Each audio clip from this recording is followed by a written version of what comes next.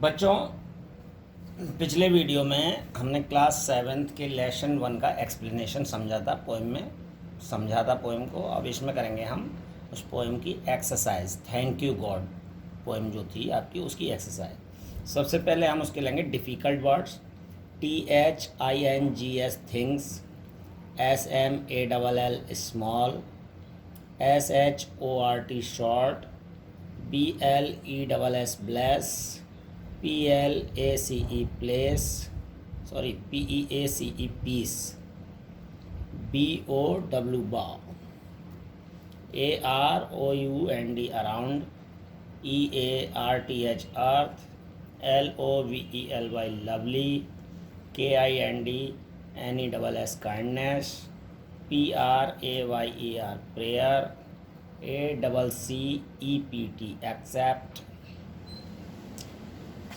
CREATURES creatures, ALMIGHTY almighty, THANKYOU thank you, COURAGE courage, HARMONY harmony, ANONYMOUS anonymous। ये आपकी हैं difficult words. इनको आप कॉपी में लिखेंगे और ढंग से इन्हें याद करेंगे, जिससे आपकी पढ़ने की और स्पेलिंगों की वोकेबलरी भी बढ़ेगी। नेक्स्ट आती हैं word meanings. Number 1, CREATURE creature means पशु, पक्षी या कोई प्राणी जो ईश्वर ने बनाया है। ALMIGHTY अलमाइटी मीन्स सर्वशक्तिमान, जो ईश्वर होता है। PEACE पीस मीन्स शांति। HARMONY हार्मनी मीन्स सामंजस्य। STRENGTH स्ट्रेंथ मीन्स बल। ACCEPT एक्सेप्ट मीन्स स्वीकार करना। BOW बाव, DOWN डाउन, बाव डाउन मीन्स झुकते हैं। THINGS थिंग्स मीन्स वस्तुएं। BLESS ब्लेस मीन्स आशीष देना, आशीर्वाद। KINDNESS काइंडनेस मीन्स दयालुता। PRAYER प्रेयर मीन्स प्रार्थना। नेक्स्ट आते हैं हमारे आंसर द फॉलोइंग क्वेश्चंस। सबसे पहला क्वेश्चन है आपका, what are the things for which we should thank God. वो कौन सी वस्तुएं हैं जिनके लिए हम भगवान का धन्यवाद करते हैं। तो the things for which we should thank God are the things around us, creatures on this earth, sky, sun, moon and all। वो सारी चीज़ें जो हमारे आसपास मिलती हैं, सारे ही प्राणी, जीव जंतु, इसके अलावा पृथ्वी, आकाश, सूर्य, चंद्रमा और भी जो भी हैं, वो सारी चीज़ों के लिए हमें प्रभु का धन्यवाद करना है। Next, what are we asking God to give us. हम भगवान से क्या पाना चाहते हैं, क्या मांग रहे हैं। We ask God to give us love, kindness, courage, peace, harmony and strength. हम भगवान से लव, काइंडनेस, लव यानी प्रेम, काइंडनेस दयालुता, करेज यानी बहादुरी, साहस, पीस शांति, हार्मनी सामंजस्य और स्ट्रेंथ यानी ताकत मांगते हैं। What does live in peace and harmony mean. Live in peace and harmony का क्या मतलब है।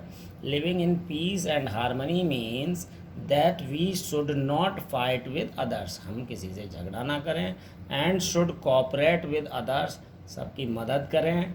इन every matter so that there is peace and harmony everywhere, हर हालात में, ठीक है, हर चीज़ में, ताकि चारों तरफ शांति और सामंजस्य बना रहे।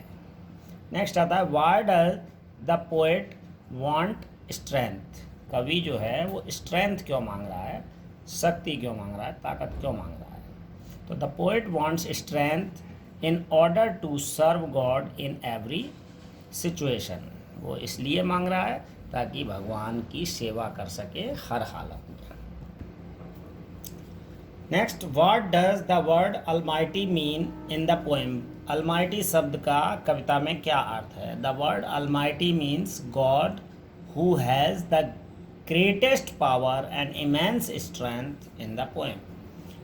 अलमाइटी का अर्थ है भगवान, जिसके पास सबसे ज़्यादा ताकत होती है और असीम शक्ति का भंडार है।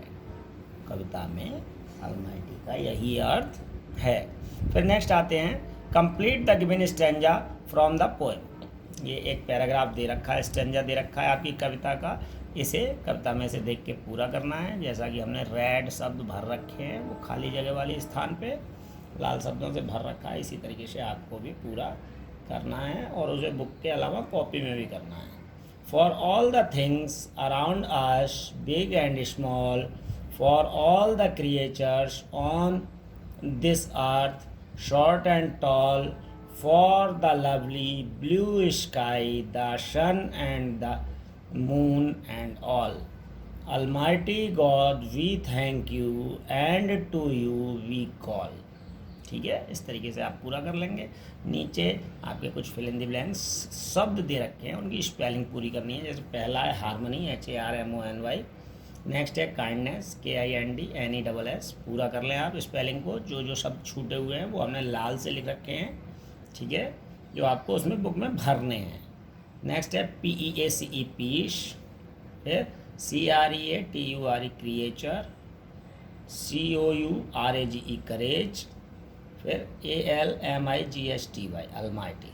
और नेक्स्ट आता है आपका activity part, right any English poem in your notebook. आपको अपनी कॉपी में इंग्लिश की एक पोएम लिखनी है, लेकिन कौन सी? ये नहीं, थैंक यू गॉड नहीं लिखनी है, जो आपने पिछली कक्षा यानी कक्षा 6 में कोई भी पढ़ी हो, याद की हो, कक्षा 6 की पोएम आपको लिखनी है। और नेक्स्ट पार्ट है आपका इसी एक्टिविटी में, God has given us many gifts. भगवान ने हमें बहुत सारे उपहार दिए हैं, जैसे पेड़ पौधे, एनिमल्स यानी जानवर, रिवर्स यानी नदियाँ, और माउंटेन्स यानी पर्वत। ठीक है, ये सारे उपहार दिए हैं, आपकी समझ में आ गया।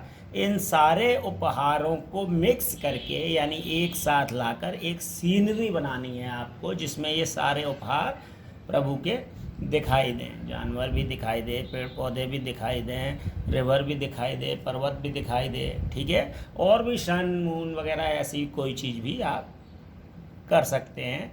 मतलब एक आपको चार्ट पेपर पे बड़ी सी सीनरी बनानी है। ठीक है, thank you, have a nice day.